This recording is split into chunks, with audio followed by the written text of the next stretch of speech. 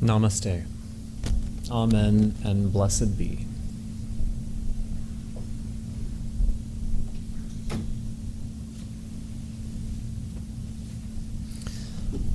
I want to thank you again for sharing all the names of your departed loved ones. I realized that I probably should have warned our choir about that. Thank you for powering through.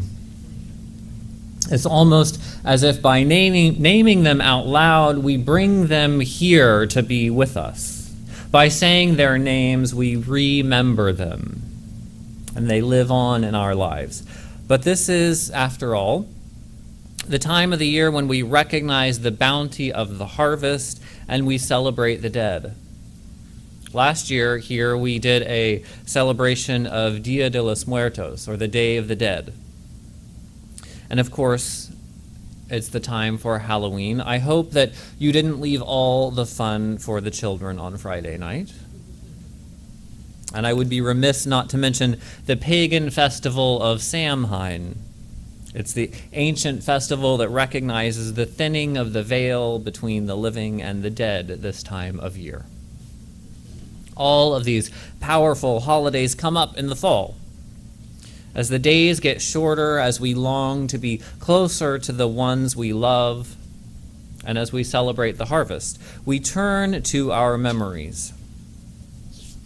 We remember the cycles of life and death, the cycles that, just like the seasons, are sure to continue round and round and round, whether we like it or not. That's why I love the story that I read earlier, and I knew I had to read it, even though it wasn't in the order of service. The Fall of Freddie the Leaf. The simple story is so powerful because it talks about life cycles in a very simple, natural way. It isn't saccharine or silly. It doesn't make any promises that it can't keep. It's just a real look at the life cycle of a leaf. It's a story about something that affects the whole world, including each and every one of us, and the outcome of the story is reassuring.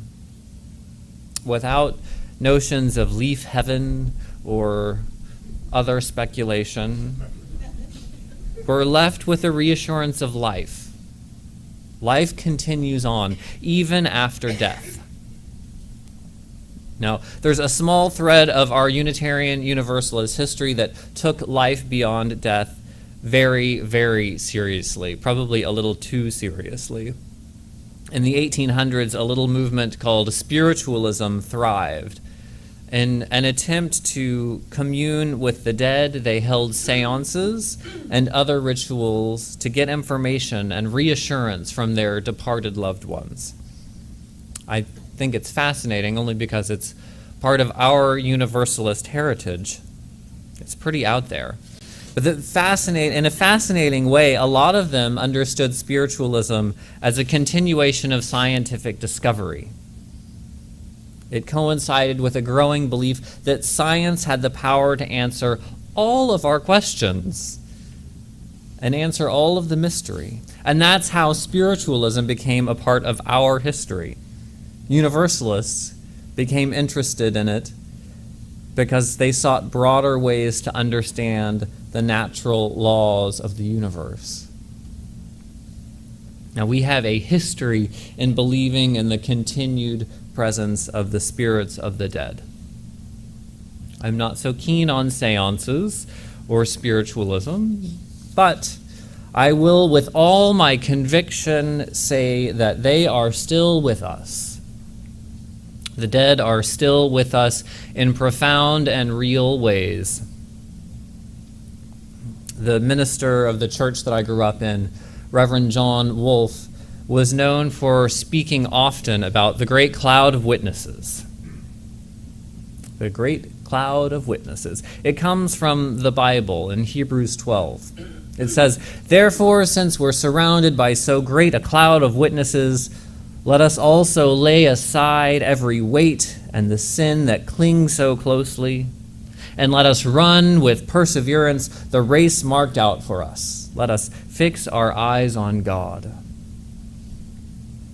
The language is a little dense, but the idea is simple. with the great presence of those we have known and loved, we can live with faith. We can live up to our highest ideals because we've learned from their strength, because we've been inspired by their lives, we can go on. The great cloud of witnesses points to the fact that those who have passed away are still with us. They're inspiring us to live up to our best selves. They're witnesses to our lives. Now, all the theology books in the world couldn't have explained this more clearly to me than the experience of losing my own grandmother several years ago. I'm sure many of you understand this. Ideas only carry so much weight, but lived experience is a totally different way of accessing the truth.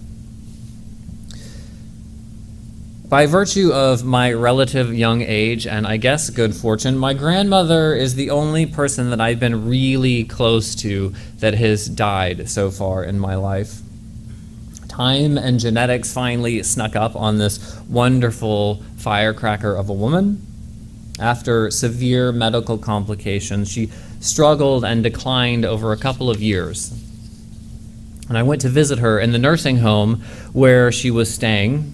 We had a nice visit. At this point in time, her attention span varied from day to day. Sometimes she was just out of it. But I remember her being very clear this day. We had lunch with some of her friends in the cafeteria and chatted a bit. Eventually, it was time for me to go. I was leaving to go back to Colorado, where I was in seminary, and then I was going to be leaving the country for several weeks. As I said, her health was in steady decline, and I knew very well that this might be the last time to spend together. I kissed her on the cheek and said, "I'll see you soon," as I walked out the door. Before reaching the end of the hallway, a sinking feeling settled into my gut. Why had I allowed myself such a casual parting? Why didn't I have the courage to end our conversation with goodbye? I said, "I'll see you soon."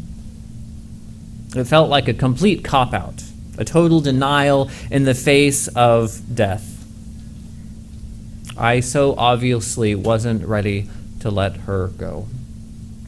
And I'm not sure when this realization came to me. It was probably driving in my car or brushing my teeth. I have a fantasy of walking out into the sunlight outside of the funeral home, but I know it didn't happen that way. Regardless of the time and place, I finally came to know that my last words to my grandmother weren't empty at all. I knew that I would indeed see her again soon, that I would see her in the smile of my mother. I would see her in the wonderfully irreverent family gatherings that we have at Thanksgiving and Christmas. And most of all, I would see her in myself. I don't have dreams about conversing with my grandmother in white robes on fluffy clouds. For a lot of people, images of heaven or reincarnation are helpful and meaningful and true. They're each valid responses. I, however, don't find comfort. No, I do find comfort knowing that she lives on in me. She lives on in the fascinating and wonderful world that she helped to create. For each one of you, there are stories of how loved ones live on in your hearts. Maybe they rise up in the smiles of your children.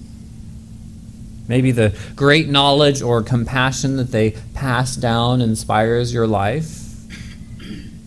Or perhaps you aim to live up to the example they set, or maybe you try to avoid the mistakes that they made. Whatever the mechanism is, they live on in you in a powerful way. My grandmother lives on in a surprising final gift for me. She gave me a clearer understanding of my place in the world. She gave me a clearer understanding of life and a clearer understanding of God. thousands of pages of theology texts and countless hours of class time could not have taught me what she did. Not only would I see her soon, but I would see her forever in the world around me, and so it goes with love and death. From the biblical passage that I was talking about earlier, the one with the great cloud of witnesses, one is compelled to ask, who is this great cloud of witnesses? Who are these people watching? In the book of Hebrews, there's this whole list of names that encourage our lives, and of course that list starts with Jesus, but then there are a lot of other names that follow. Abraham and Moses, of course, are up there, and then lesser characters. We get Enoch and Moses' parents. I don't even know their names. And finally, Rahab made the list of the great cloud of witnesses. Gold star for anyone who knows. Who is Rahab? You know? Okay. Angel. No, definitely not an angel. So Rahab is this fascinating biblical character. She was a prostitute in Jericho who hosted the Israelite spies leading to the Battle of Jericho. She was a prostitute that was this pinnacle figure in a biblical moment. She's up there, inspiring us in the great cloud of witnesses too. The point is, in the great cloud of witnesses, there are major expected figures, but there are also real, complicated, everyday people. Rahab the prostitute, who acted bravely and kindly, is named as an inspiration, as part of the great cloud of witnesses. Now, Jesus and Moses are interesting and inspiring saints. Saints are perfect. They're washed clean of any complexity or challenge. Saints are pious and pure. They're something that we will never be. That's why most Unitarian Universalists tend to be more interested in souls than in saints. Saints are carved out of marble and wood. I'm more interested in the messiness of real men and women who have lived real lives of struggle and love. Real lives that offer us hope. Not a perfect future, but hope that we too will live on in the hearts of others. That's the way I remember my grandmother, as a complete, complicated soul. She was a very compassionate person. I wasn't there at her funeral, but I understand that several attendants at her nursing home came to attend the service. That may happen from time to time, but I don't think it's usual. And after her death, I learned how she had become sort of a surrogate mother for one of her neighbors, an immigrant from Indonesia. A neighbor whose culture couldn't have been any more different from her own. But she was also a real person. She could cuss a blue streak. She was always fun, and she taught me to roller skate in my parents' house on their hardwood floors. Round and round the house I would go, of course only when Grandma was babysitting. She was a beautiful person. Not a saint by any means, but a beautiful person that inspires my life. As a little kid, my brother and I would incessantly tell her how pretty she was. Over and over again. To us, she was beautiful. She was a source of unconditional love and comfort and fun, but I think we repeated this because we were intrigued by her peculiar response. She always said, "Beauty is in the eye of the beholder." We had no idea what she meant, but she continued to say it. Beauty is in the eye of the beholder. She told us out of her modesty. For her, it was an escape from the gaze of children. But today, her words remind me that the way we think of people The way we remember them matters. It's our responsibility to remember their beautiful lives. We, the living, carry out the tremendous task of lifting up the souls of those we have lost. We remember their names and their lives, and we do our best to carry on a legacy that we have learned from them. Dealing with death requires accepting a difficult reality. Our lives are limited. We live according to a cycle, just like Freddie the Leaf. It's a humbling thing to accept. Our Unitarian Universalist faith answers the question of mortality not with a quick reassurance of afterlife.